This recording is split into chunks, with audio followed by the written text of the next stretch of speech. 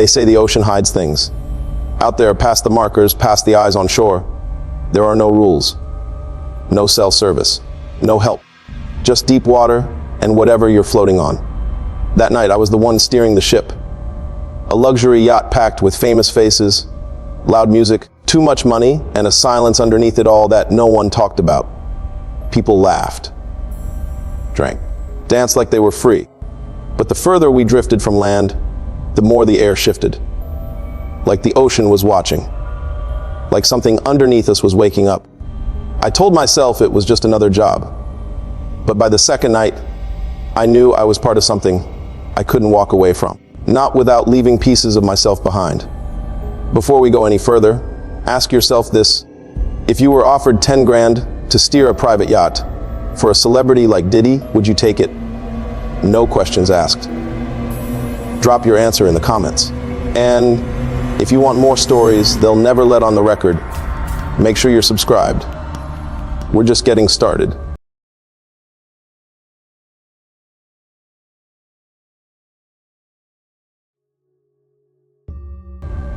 It wasn't my job to begin with.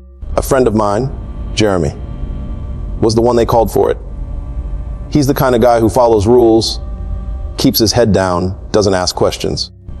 When we used to work together, I always told him he was wasting opportunities, playing it safe when there was serious money, real money, floating around behind closed doors.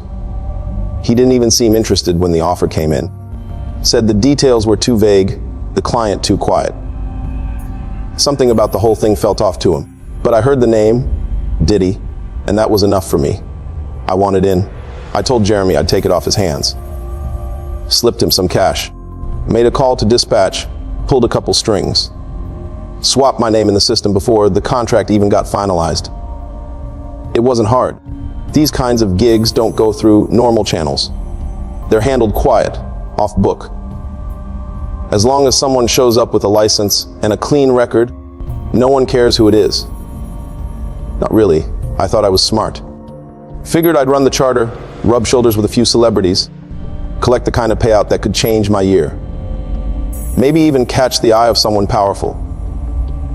I'd seen it happen before. But the moment I stepped onto that boat, I felt it. This strange, cold stillness underneath all the shine. Like the whole thing was staged. Like everyone knew something I didn't. And I kept telling myself I'd scored something lucky. That I was walking into the good life. I had no idea what I'd really stepped into. They arrived in waves. First, it was a few assistants and handlers, mostly quiet, all wearing black, moving with purpose like they'd rehearsed it. They didn't speak to me. They didn't ask about the ship's specs, the itinerary, safety. No one ever does on these trips, but this was different. This wasn't carelessness. It was intention. Like they knew none of those things mattered. Then came the names. Diddy showed up right before sunset. Big smile, shades on, arms wide like he owned the water itself. People moved around him like gravity. Behind him, a small group, Jay-Z, Bieber, a few others I recognized but couldn't name fast enough. Women, too. Young, dressed for cameras that weren't there. Two of them didn't smile. Didn't even look around. They kept their eyes down like they were told not to see anything. Everyone had drinks in hand before we even pushed off. The music started as soon as we lost sight of the dock. Low bass thumping through the hull. Champagne bottles cracked open like gunshots. Louder came in bursts, too loud, too sharp. Like everyone was trying a little too hard to show they were having fun. I stayed at the helm, kept my focus on the controls, but I couldn't help noticing the patterns. The way security moved, always between guests and certain doors. How no one, not once, asked to tour the ship or admire the view. How a few of the women weren't drinking, weren't dancing, just waiting. Then Beyoncé came on board. No announcement, no fanfare. She didn't join the party. Just walked straight past the others, whispered something in Diddy's ear, and disappeared below deck with two of the guards. He didn't say a word, just smiled, tapped his glass, and the music got louder. That was the first moment I realized, whatever this trip was, it wasn't about celebration. It was about control. and I had just locked the door behind us. It started with the cameras. At first, I figured they were just part of the usual setup. Celebrities bring security.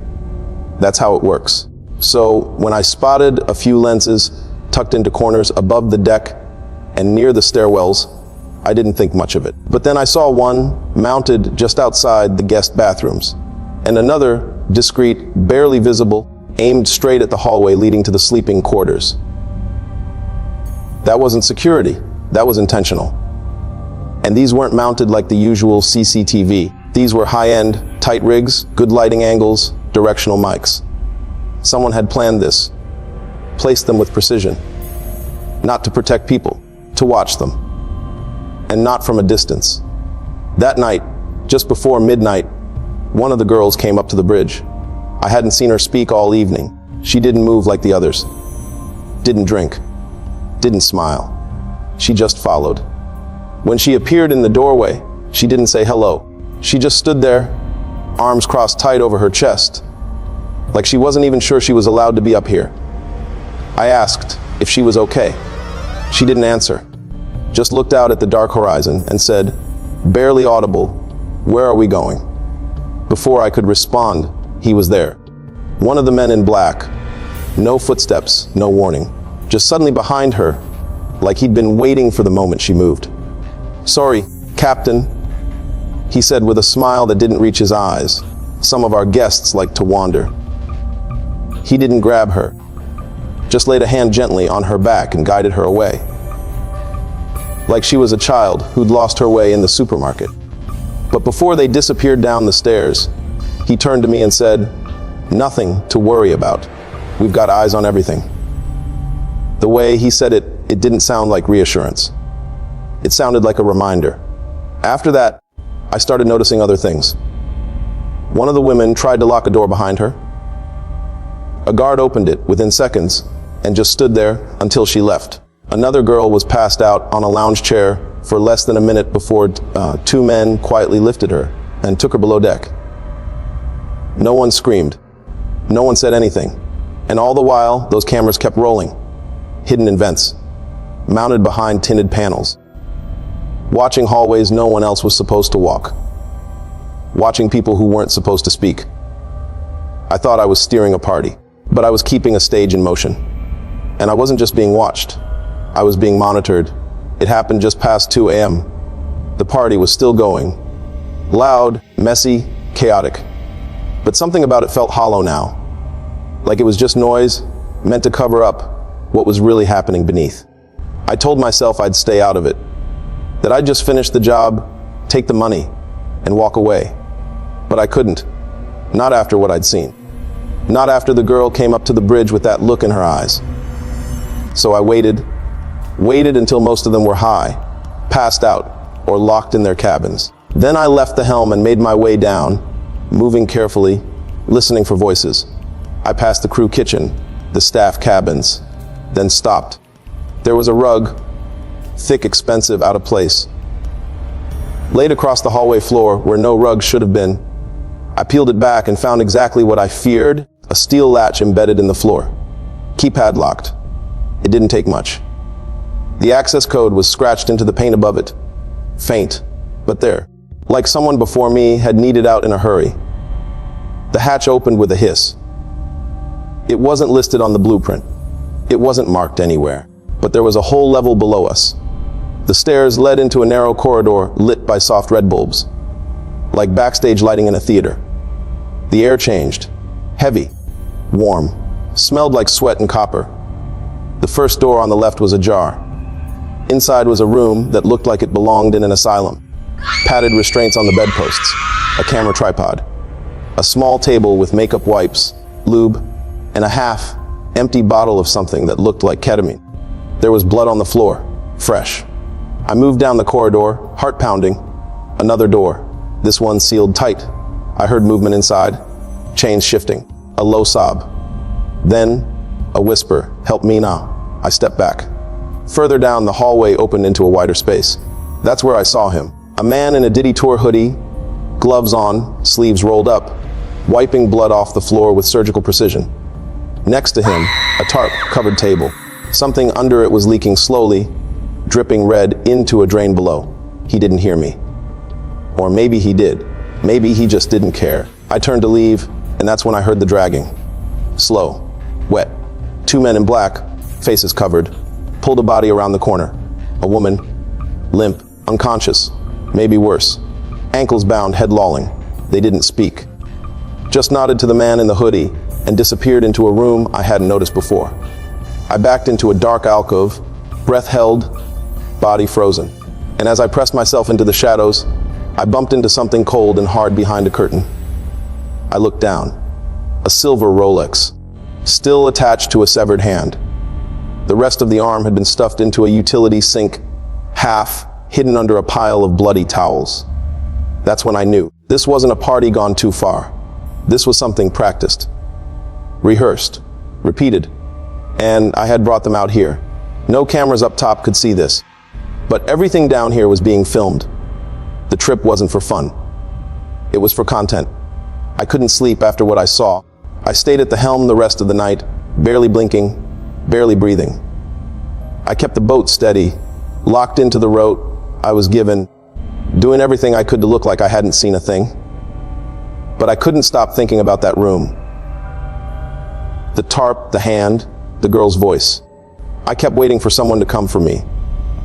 For a hand on my shoulder, or a blow to the back of my head.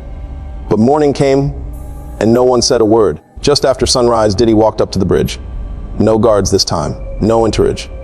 Just him, calm, casual, holding a coffee like he was headed to a press shoot. He sat down in the co-pilot's chair and looked out at the water for a long time. Said nothing at first, just let the silence hang between us, like he was waiting for me to speak. I didn't. Eventually, he turned to me and smiled. "Smooth ride," he said. "You handled the chop better than most."